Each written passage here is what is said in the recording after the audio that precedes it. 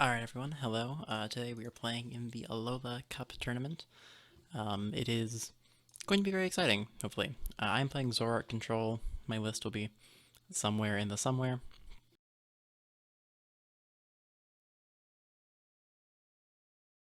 So the rules are pass to simulate the first turn rules, and that way they can play a supporter on their first turn, which they're not normally able to do in TCGO. So we are playing against Golurk, I believe, which is going to be a rather interesting deck. They have outs to our handlock, so we're definitely going to have to play pretty carefully around, I think, around their plays. But yeah, overall though, I think this is going to be a pretty okay matchup. They only have 8 energy, 4 which go away immediately after they use them, and we play 1 Enhanced Hammer and 2 Orangaroo, so by sheer numbers, as long as I can keep a stream of healing going, I think we should be able to win this matchup fairly easily. But again, it always depends. Alright, so we got the Professor Elm's lecture, which is the most important part of our first turns because it unlocks Zoroark to us later. I am going to go ahead and grab a Muck because Muck is going to be very important in this matchup. We can turn off their Orangaroo, of which they play 2. I'll probably also flash my opponent's list somewhere in the beginning of this video. I'm not entirely sure how this is going to work yet. Alright, I think we drop the hammer here just to make it less likely that they attack next turn. Because here they do indeed have the Golurk, but they do not have anything else. Alright. This is looking to be a pretty easy game 1. I'm going to go ahead and trade the Gladion because that supporter is just a little bit too slow for us here. And I'm kind of torn. We do one-shot their active. I think we want to put down the Marshadow just to be safe. They play like 3 Power Plant, I'm pretty sure. So I want to avoid that if at all possible. But I think we're in a good position this game. My opponent really just seemed to have bricked. I think they were relying on that Super Scoop Up Heads in order to replay Marshadow and get a fresh hand, which did not succeed.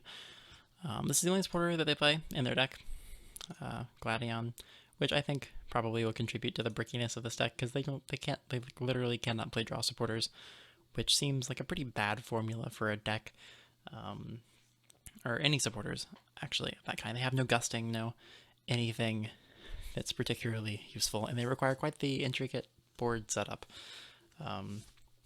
So yeah, I'm not super ecstatic about their list, but as long as they brick next game as well, I think our win chances are obviously quite high. Even though I think through normal play, like a normal game, we will be able to come out on top, especially going first, which we will get to do if we lose the next game. But I suppose it is getting a little ahead of ourselves.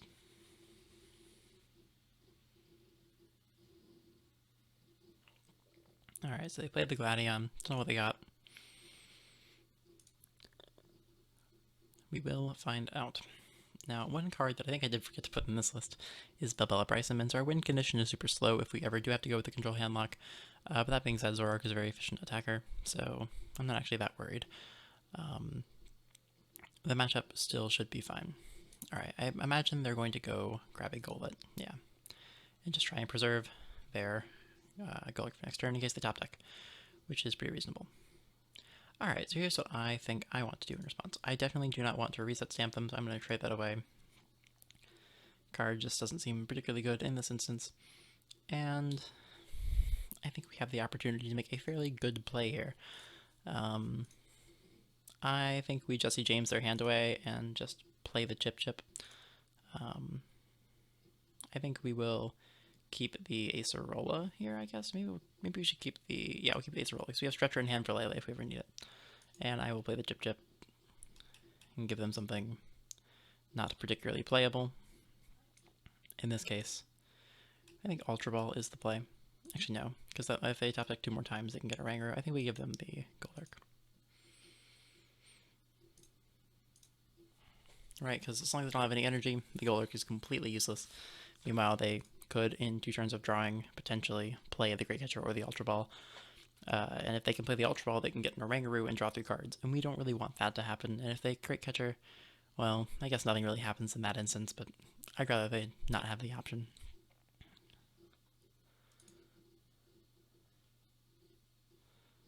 So, alright, so he's opting to go first next game. Sounds good to me. I probably want to lead something like the Marshadow, maybe the Mew, actually. I think the Mew is a pretty good sacrificial play. The hand doesn't really have a lot going for it. We need to top deck like an Elm or something of that sort. Or a Zoroark, thankfully, which the Ditto opens up as an out. However, I guess the probability is quite high that we will get Let Loose or something. So who knows. Alright, there's Tapu Lele. That'll get us a supporter. In this instance, I may just want to go bench Ditto and play a Cynthia. That seems completely reasonable to me.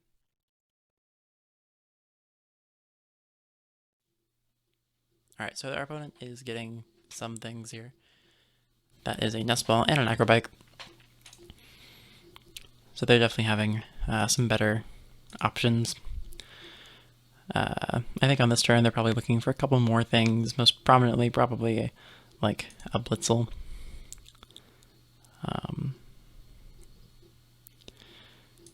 As they want to be motoring through the deck as quickly as possible in the coming turns. The main issue with this deck really is that there's no supporters to give it that extra bit of juice to get through the game. If they ever get like stamped to a low hand size or something and they don't have the option of Oranguru or Substrika, they just lose. Okay, and we do see the Let Loose from our opponent here. The Let Loose could be impactful. And it kind of was and kind of wasn't, so I guess that's okay. No matter what happens, we get a Zoroark next turn, and that's really all that we care about. As long as we can begin trading, I feel pretty confident. So, I think we're actually going to sit on the Skull Grunt. I don't see any reason to play that this turn.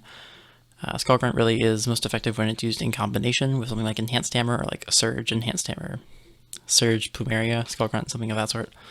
And we top deck Professor's Lecture. That's even better. Alright. So we're going to put these guys down. And I think I'm just going to go get, I guess we thin the deck as much as we can, right? So we just get the whole squad, but I leave a bench space open in case we top deck something good like the Dene or Tapu Lele. And that turn is good enough for me. I'm not sure how this deck Zoroark matchup is supposed to be. I imagine not very good because we one-shot them and they don't one-shot us, which is not typically a formula for success. But our deck really doesn't have that many offensive options. After we play 3 DCE, as I'm sure you saw earlier, if I remembered to flash the deck list. I really hope that I did do that, by the way. So, yeah, they seem to be getting good cards for the most part, though. I'm actually kind of hoping that they would go for a Let Loose here. I don't know if they play the second Let Loose. I don't think they do. I don't know. I was studying their deck list earlier today, but that was like 12 hours ago. So I'm not entirely sure. Alright, they're getting a Golurk. So I imagine they're going to try and draw 3 cards and find that energy card. Okay, there's the energy, so they don't need that.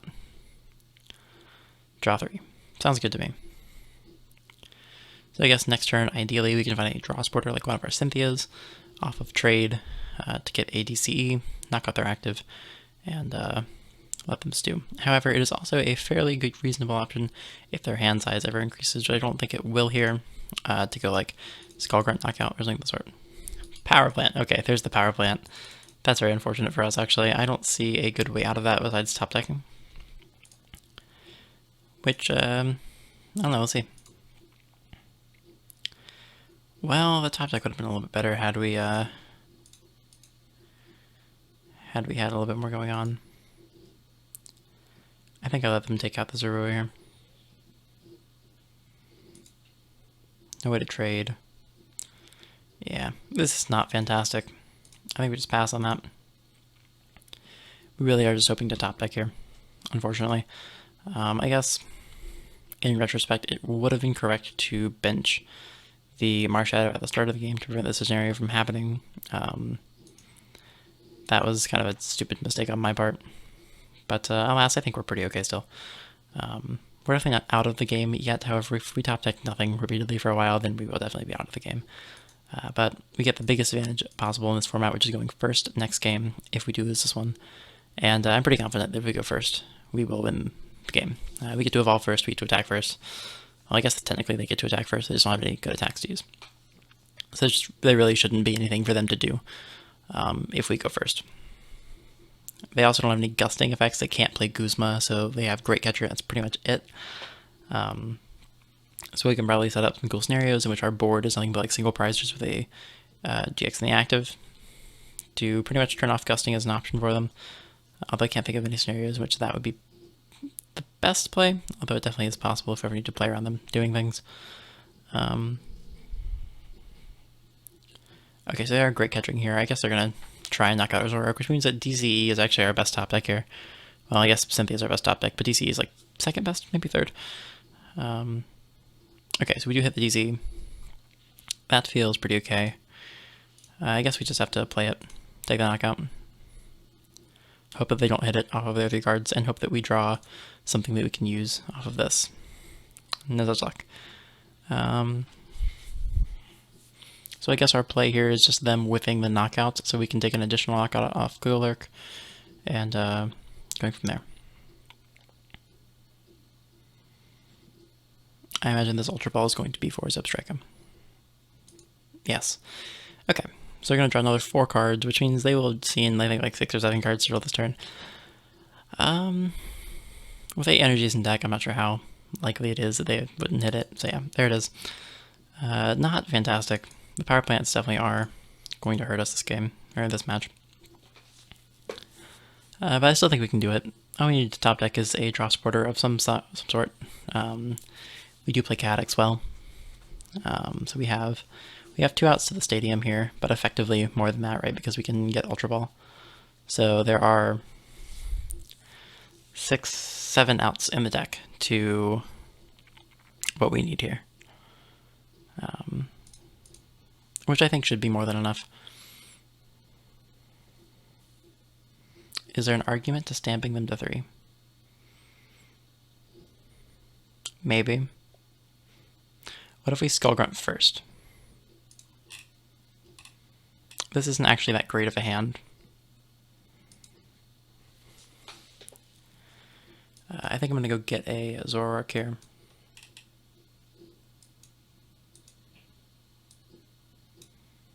Place it down and hope that we top deck a card. This way I can let them go down to 2 prize cards, even though it doesn't really matter because they have so many ways of messing with their hand. I'm going to try and limit them as much as possible. I think top decking a DC here is okay. No, we need to top deck a draw supporter. I think draw supporter is the best out.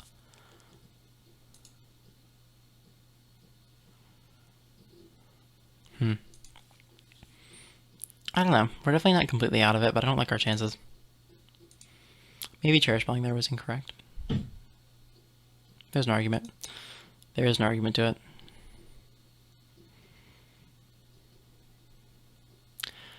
I don't know. They definitely could have us. They have a lot of things going for them here. I wouldn't be surprised. So they need to 2-shot this to knock it out.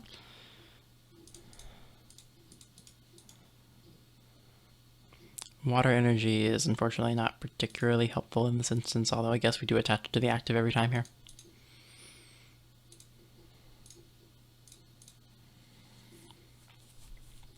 There are a couple things that we can use to our advantage here, though. We're not... I don't know. I don't want to say we're completely out of it until our next top deck. Currently there are more than a few outs that we can use here. Alright, let's see what we get. Alright, I think we counter capture the Oranguru and hope. They do play 2 copies of Switch, but that is their only switching outs in the deck besides hitting heads on Scoop Up Net, of which they have played 3.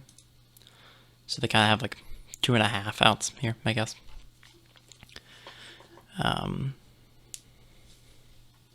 But I'm not really sure. There may have an argument to promoting a single prize rather than even take out that and then promoting the Zoroark to make them win in one more attack. Buying us one more turn of top decks. Although frankly, I'm not sure by the time they get to one prize card how much that would have mattered.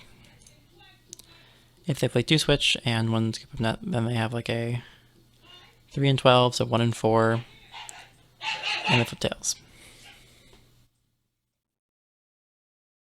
And there is the switch. All right. I guess I'll let them know that'll go first in 2 rounds. All right. We are back with the third game in the series. I'm going to be going first. And I'm pretty confident in this one. I think so long as most things go reasonably well, we are favored. So, pass, then I'm going to lay for Professor Elm, get out the Zoruas and the Ditto, and really it should just be smooth sailing from there. That is our plan.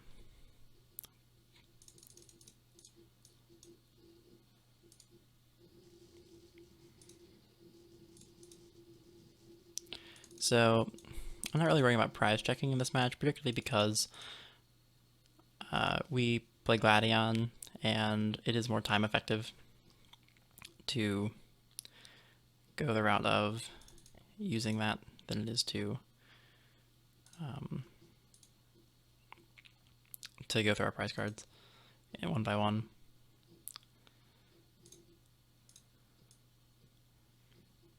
Yeah, I think we ditch these two. And I'm going to go get the Marshadow. So that hopefully if they do put a plant into play, it won't matter all that much.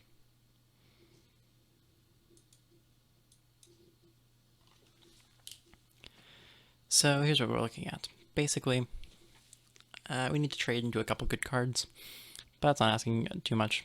Again, like, we have a lot of good outs. Hopefully this game should put them in a more defensive position as opposed to last game, simply because we one-shot their attacker very easily. I'll be turning off their Rangaroos to hopefully keep them in check a little bit better. Okay, looks like we're going for the Let Loose. I don't mind that, actually. I think 4 new cards would be completely fine. I feel like I've sufficiently set up my board to where I can withstand this, and it's actually a +1 to my hand size. Alright, this is beautiful. This is exactly what we want. So, here, we just go get 2 Zoroarks and play Cynthia. All we need to do, and we are pretty much golden in this game. I'm not going to worry about the Gladion just yet, because our prizes aren't particularly relevant at the moment. So long as we are pressuring every turn, I feel very confident. There's the Ditto Prism Star from our opponent, looking to set up a Zebstrika, or a Golurk, depending on what the situation requires, I'm assuming. This actually leaves them open to a pretty big play from us if we can set up the Muck Muck next turn. Okay, they're going for a second Let Loose. Well, forget that hand then. Didn't happen. And this is equally as good. Alright.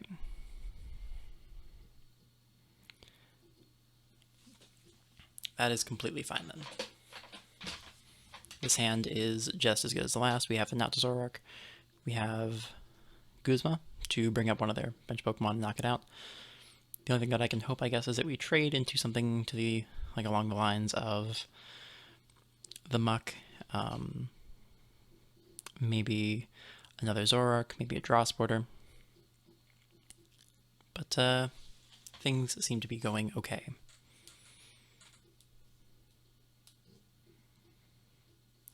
Looks like my opponent isn't doing a whole lot here. They need some time to think. Okay. That is completely fine. For every amount of time, I guess, that they're using thinking, I am also using time thinking. So there are also no timers in this tournament, thankfully, so decks like mine can exist. In a matchup where they don't have any outs to the handlock, we would be here for a very long time. Especially if we are achieving my main win con of decking them out. Alright, and they pass turn. That's good for us. So here we always go get Zoroark. And I think taking out the Ditto Prism Star is the play, unless we draw into Muck. If we draw into Muck, then turning all this off and knocking out their Golurk is the play. Okay, so not much of note here. I think we just snipe this off the bench, and I'm pretty content after that.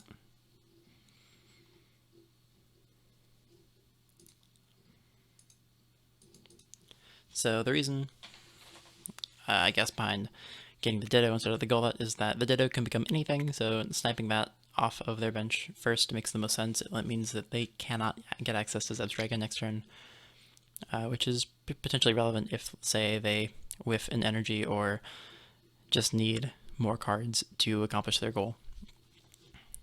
Getting rid of Ditto is the best play there, I'm pretty sure. Alright, there's the power plant, which we saw coming. Pretty well telegraphed from our opponent. This is an open list, so we come into this knowing how many plant they play. It was almost definitely going to come down somewhere in the first 3 turns. Alright, and they're going to use Instruct, see if they hit the energy.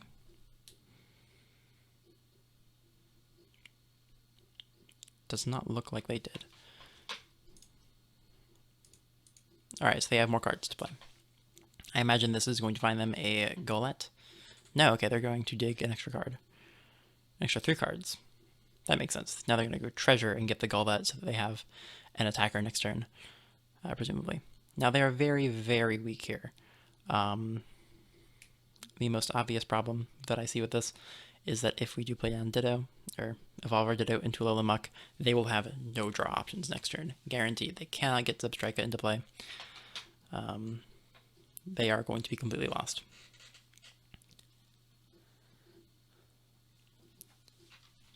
But it all depends on what we trade into, right? So I am very much so hoping for the Alola Muck, but of course there is a pretty good chance that we won't get it. Yeah, okay. So we definitely want to get the Persian down here. There's no reason to play the Enhanced Hammer. I think we always chip here.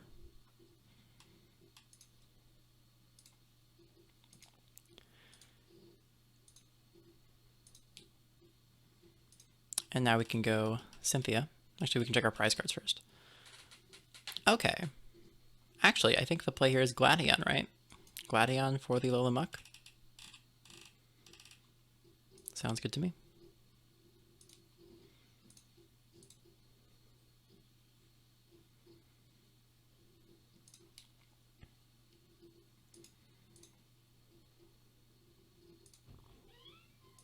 And now their board is looking pretty weak. Now we also know that we prized our Acerola, which we were going to hope to take, and we got it. So now they need to produce a couple of things that I think they're fairly unlikely to have. We know that one card in their hand is the Tool. We know that it cannot use Instruct, so whatever 3 cards they have right now is all that they're using this turn.